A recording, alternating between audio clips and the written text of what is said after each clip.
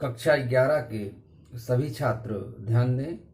आपके पाठ्यक्रम में एक चैप्टर है हाइड्रोकार्बन। ये हाइड्रोकार्बन है क्या, ये कितने प्रकार का होता है, इन हाइड्रोकार्बन्स को कैसे बनाया जाता है, इसके क्या गुणधर्म हैं, कहाँ इसका उपयोग है, इन सब के बारे में आज हम विस्तृत चर्चा करेंगे। सबसे पहले हाइड्रोकार्बन है क्या। हाइड्रोकार्बन जैसा कि शब्द से ही आप जान रहे हैं, hydrocarbon, hydro means to hydrogen, carbon means to carbon, यानी वे तत्व, वे यौगिक जिनमें केवल हाइड्रोजन और कार्बन तत्व उपस्थित होते हैं हाइड्रोकार्बन कहलाते हैं। जैसे methane, ethane, acetylene, ethylene, ethylene इत्यादि, ये सब हाइड्रोकार्बन के अंतर्गत आते हैं। हाइड्रोकार्बन को दो भागों में वर्गीकृत किया गया है। फर्स्ट है संतृप्त हाइड्रोकार्बन या सैचुरेटेड हाइड्रोकार्बन। ये संतृप्त हाइड्रोकार्बन क्या होते हैं? वे हाइड्रोकार्बन जिसमें कार्बन की चारों संयोजकताएं एकल बंध द्वारा संतृप्त होती हैं, उन्हें संतृप्त हाइड्रोकार्बन या सैचुरेटेड हाइड्रोकार्बन कहा जाता है। जैसे methane, ethane, propane, butane, pentane, hexane इत्यादि, ये सब संतृप्त हाइड्रोकार्बन है। यानी आप कह सकते हैं एल्केनों को संतृप्त हाइड्रोकार्बन कहा जा सकता है। इसी तरह से असंतृप्त हाइड्रोकार्बन, अनसैचुरेटेड हाइड्रोकार्बन्स क्या होते हैं? वे हाइड्रोकार्बन्स जिसमें कार्बन कार्बन परमाणु के मध्य द्विबंध या त्रिबंध पाया जाता है, वे असंतृप्त हाइड्रोकार्बन या अनसैचुरेटेड हाइड्रोकार्बन कहलाते हैं। जैसे आपका एथिलीन है, एथिलीन में कार्बन कार्बन के मध्य द्विबंध है। इसी तरह एसिटिलीन है, कार्बन कार्बन परमाणु के मध्य त्रिबंध है। तो ये सब असंतृप्त हाइड्रोकार्बन्स के उदाहरण हैं। जैसा कि आप देख रहे हैं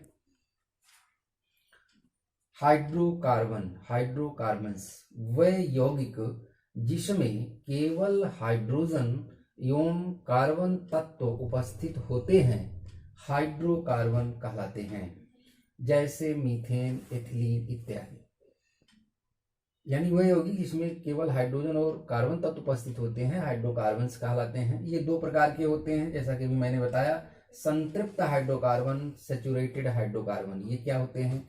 वे हाइड्रोकार्बन जिसमें कार्बन की चारों संयोजकताएं एकल बंध द्वारा संतृप्त होती हैं, संतृप्त हाइड्रोकार्बन कहलाती हैं। इसमें कार्बन परमाणु पर sp3 संकरण पाया जाता है। क्योंकि कार्बन की चारों संयोजकताएं एकल बंध द्वारा बंधी हुई है, इसलिए वो चारों सिग्मा बंध होते हैं, इसलिए इसमें sp3 संकरण पाया जाता है।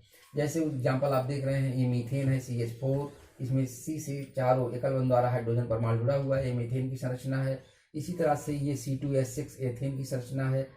प्रत्येक कार्बन के बीच में देख रहे हैं चारों संयुक्ताएं एकल बंध द्वारा बंधी हुई हैं। ये सब संतृप्त हाइड्रोकार्बन के एग्जाम्पल हैं। इसी तरह प्रोपेन, ब्यूटेन, हेक्सेन, पेंटेन, ये सब ये संतृप्त हाइड्रोकार्बन के अंतर्गत आएंगे।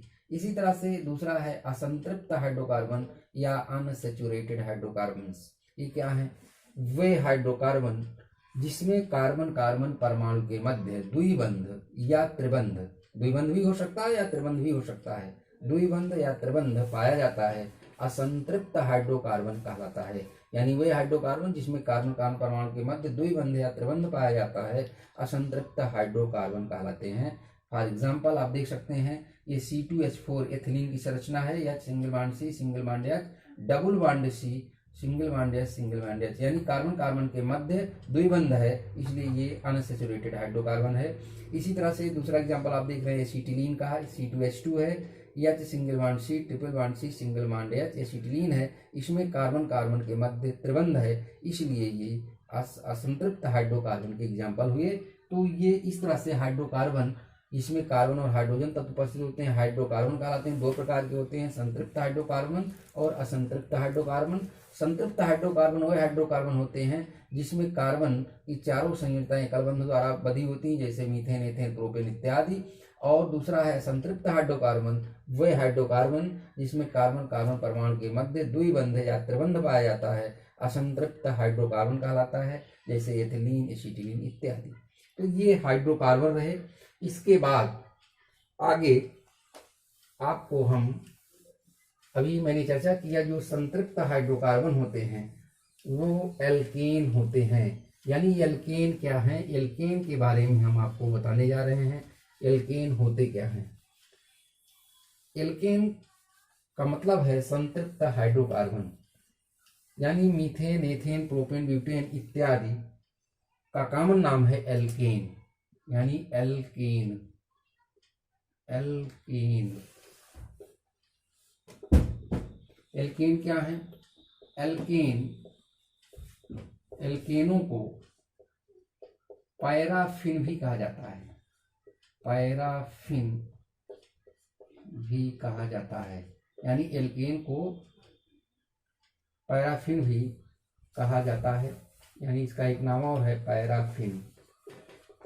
एल्केनों का सामान्य सूत्र, एल्केनों का सामान्य सूत्र, एल्केनों का सामान्य सूत्र होता है CnH2n+2, यानी एल्केनों का सामान्य सूत्र CnH2n+2 होता है, जहां n कोई संख्या है। इस कॉमन सूत्र CnH2n+2 में n का मान क्रमशः 1 2 3 4 रखते जाएंगे, हमको एल्केन प्राप्त होते जाएंगे। जैसे अगर n बराबर 1 रखते हैं तो इस फार्मूले में n रखने पर C1H224 यानी C1H4 यानी CH4 प्राप्त हो जाएगा। तब ये हमको एल्केन जो प्राप्त होगा CH4। एक कार्बन होने पर मीथ कहा जाता है, क्योंकि संतृप्त हाइड्रोकार्बन, इसलिए इसका नाम हो गया मीथेन। इसी प्रकार से n बराबर अगर 2 रखते हैं इस सूत्र में, तब हमको प्राप्त हो जाएगा सूत्र C2H6, इसको कहेंगे ईथेन, यानी 2 कार्बन होने पर ईथ होता है और लास्ट में n जोड़ते हैं तो ईथेन हो गया। n बराबर अगर 3 है तो इस फार्मूले में रखेंगे तो हो जाएगा C3H8, इसका नाम हो गया प्रोपेन। 3 कार्बन होने पर प्रॉप कहा जाता है, प्रॉप में जोड़ेंगे प्रोपेन हो जाएगा।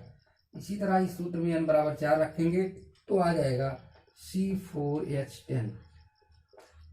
4 कार्बन होने पर बुट कहा जाता है, इन जोड़ देंगे तो इसका नाम हो गया ब्यूटेन। इसी प्रकार से n बराबर अगर 5 लेते हैं तो यहाँ आ जाता है C5H12। 5 होने पर इसको पेंट कहा जाता है, इसलिए इसका नाम हो गया पेंटेन। इसी तरह से n बराबर अगर 6 है तो आ जाएगा C6H14। C6 होने पर इसको हेक्स कहा जाता है और इसका नाम हो जाएगा हेक्सेन। इसी तरह से अगर n बराबर 7 है तो इसको फार्मूला प्राप्त होगा, इस फार्मूला में रखेंगे C7H16, इसका नाम होगा हेप्टेन, क्योंकि 7 कार्बन होने पर हेप्ट कहा जाता है। इसी तरह से n बराबर अगर 8 है तो फार्मूला प्राप्त हो जाएगा C8H18, इसको बोलते हैं ऑक्टेन। n बराबर 9 है तो फार्मूला हो जाएगा C9H20, इसको कहेंगे नोनेन। और n बराबर अगर 10 है तो फार्मूला हो जाएगा C10H22, इसको कहेंगे डीकेन। तो इस तरह से एल्केनों के नाम हैं। इसका सामान्य सूत्र CnH2n+2 होगा, इसमें n की जगह 1 2 3 4 5 रखते जाएंगे। तो इस तरह से methane, ethane, propane, butane, pentane, hexane, heptane, octane, नोनेन और डीकेन प्राप्त हो जाते हैं। ये एल्केन है। एक चीज ध्यान देने की बात है, ये सजातीय श्रेणी है। सजातीय श्रेणी मतलब होता है कि क्रमबद्ध या क्रमागत 2 हाइड्रोकार्बनों के बीच में CH2 का अंतर होता है। मीथेन में से C2H6 में CH4 माइनस करेंगे तो 1 कार्बन और 2 हाइड्रोजन, यानी इन दोनों में CH2 का अंतर पाया जा रहा है, CH2 का अंतर है। इसी तरह इसमें दोनों में देखेंगे CH2 का अंतर है, इन दोनों में देखेंगे CH2 का अंतर है। इस तरह से आप देखते जाएंगे, प्रत्येक क्रमागत 2 हाइड्रोकार्बन बीच में CH2 का अंतर पाया जाता है। इनको हम एक क्रमागत श्रेणी है और इसमें प्रत्येक क्रमागत एल्केनों के मध्य CH2 का अंतर पाया जाता है। इस तरह से ये एल्केन है। एल्केनों के बनाने की विधियां क्या क्या हैं, इसके बारे में भी आपको जानना है। एल्केनों को किस तरह से बनाया जाता है। सबसे पहले हम एल्केनों के बनाने की प्रयोगशाला विधि के बारे में चर्चा करने जा रहे हैं कि कैसे प्रयोगशाला में बनाया जाता है। एल्केनों की बनाने की प्रयोगशाला विधि, प्रयोगशाला विधि यानी प्रयोगशाला में एल्केन को कैसे बनाया जाता है। जब किसी मोनोकार्बोक्सिलिक अम्ल के सोडियम साल्ट को सोडा लाइम के साथ गर्म करते हैं तब हमको एल्केन प्राप्त होता है। वो मोनोकार्बोक्सिलिक अम्ल का सोडियम साल्ट अगर सोडियम एसीटेट है तो उससे मीथेन बनेगा, सोडियम प्रोपियोनेट है तो उससे सोडियम एसीटेट है तो मीथेन बनेगा, सोडियम प्रोपियोनेट ले रहे हैं तो उससे एथेन बनेगा। इस तरह से जैसे जैसे उच्च मोनोकार्बोनिक अम्ल के सोडियम साल्ट लेते जाएंगे वैसे वैसे उच्च एल्केन प्राप्त होते जाते हैं। इसी विधि से हम प्रयोगशाला में एल्केन बनाते हैं। जैसा कि आप कह सकते हैं कि मोनोकार्बोक्सिलिक अम्ल के मोनोकार्बोक्सिलिक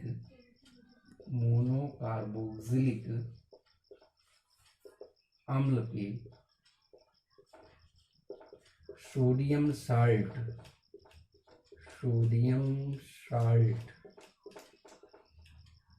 को सोडा लाइम के साथ, सोडा लाइम का मतलब होता है NaOH प्लस CaO के साथ गर्म करने पर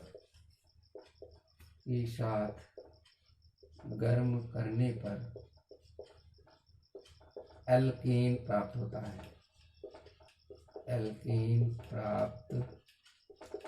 होता है, जैसे देखिए CH3 COONA ये एस्टिक अम्ल है। एस्टिक अम्ल का एक हाइड्रोजन विस्थापित होगा सोडियम परमाणु द्वारा, इसका नाम है सोडियम एसीटेट।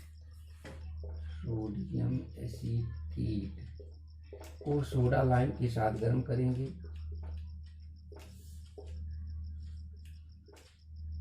गर्म करने पर इससे बनेगा सोडियम कार्बोनेट Na2CO3 और बन जाएगा CH4, मीथेन गैस बन गया। तो इस तरह से प्रयोगशाला में मीथेन गैस बनाया जाता है। जब सोडियम एसीटेट को सोडा लाइम के साथ गर्म करते हैं तो सोडियम कार्बोनेट बन जाता है और मीथेन गैस बन जाती है।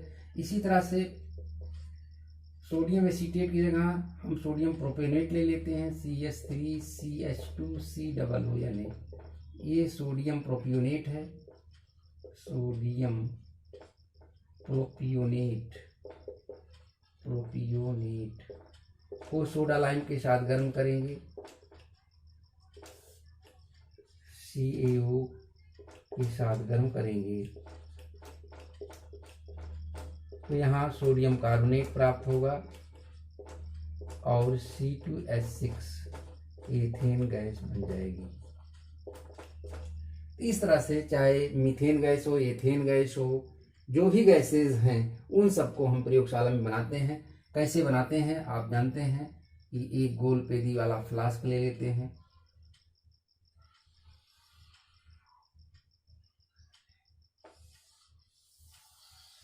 यहाँ एक लैंप है,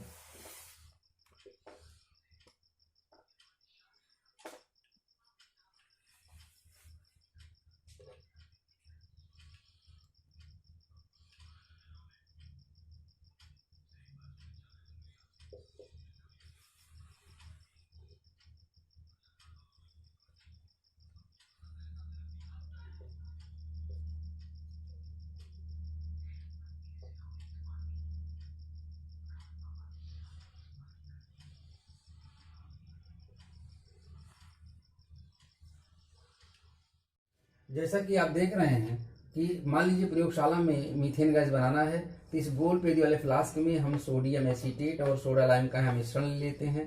यहाँ से सोडियम एसीटेट और सोडा लाइम यहाँ गिराया जाता है। अभी इसे स्पिट लैंप है, इसके द्वारा गर्म किया जा रहा है। गर्म करने के फलस्वरूप यहाँ से मीथेन गैस बनेगी। ये मीथेन गैस गैस जार में ले जाकर एकत्रित कर लेते हैं। तो इस तरह से ये प्रयोगशाला का विधि का चित्र भी है। इस तरह इस चित्र के द्वारा हम मीथेन, एथेन, प्रोपेन इत्यादि गैसों को हम बना लेते हैं। तो ये प्रयोगशाला में मीथेन, एथेन, प्रोपेन इत्यादि गैसों को बनाया जा सकता है। अब इसके एल्केनों के बनाने की और भी विधियां हैं जिनके द्वारा हम बनाते हैं एल्केन।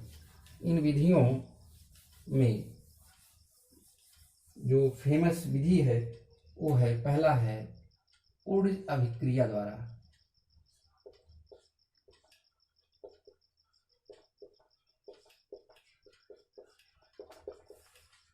अभिक्रिया द्वारा एल्केन बनाना।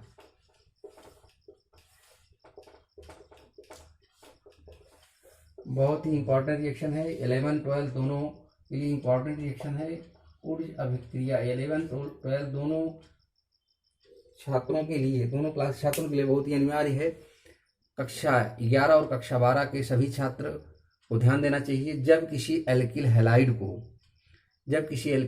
को सोडियम के ईथरी विलयन के साथ अभिकृत करते हैं तब संगत एल्केन बनता है। एल्केन बनाने की यह विधि ऊर्ज अभिक्रिया कहलाती है। ऊर्ज अभिक्रिया द्वारा एल्केन बनाया जाता है। ये कक्षा 11 के लिए महत्वपूर्ण है, और क्योंकि एल्किल हैलाइड द्वारा बनाया जा रहा है इसलिए क्लास 12th के लिए भी ये रिएक्शन अति महत्वपूर्ण है। तो जब भी किसी एल्किल हैलाइड को सोडियम के ईथरी विलयन के साथ अभिकृत करते हैं तब एल्केन बनता है। एल्केन बनाने की विधि ऊर्ज अभिक्रिया कहलाती है। जैसा कि आप देख रहे हैं, ये मान लीजिए कोई एल्किल हैलाइड है, ये RX, ये R एल्किल ग्रुप है, X हैलोजन है, क्लोरीन ब्रोमीन आयोडीन इत्यादि। इसकी क्रिया सोडियम के साथ हो रही है। ये एल्किल हैलाइड का दूसरा अणु है, ये एल्किल हैलाइड है, एल्किल हैलाइड।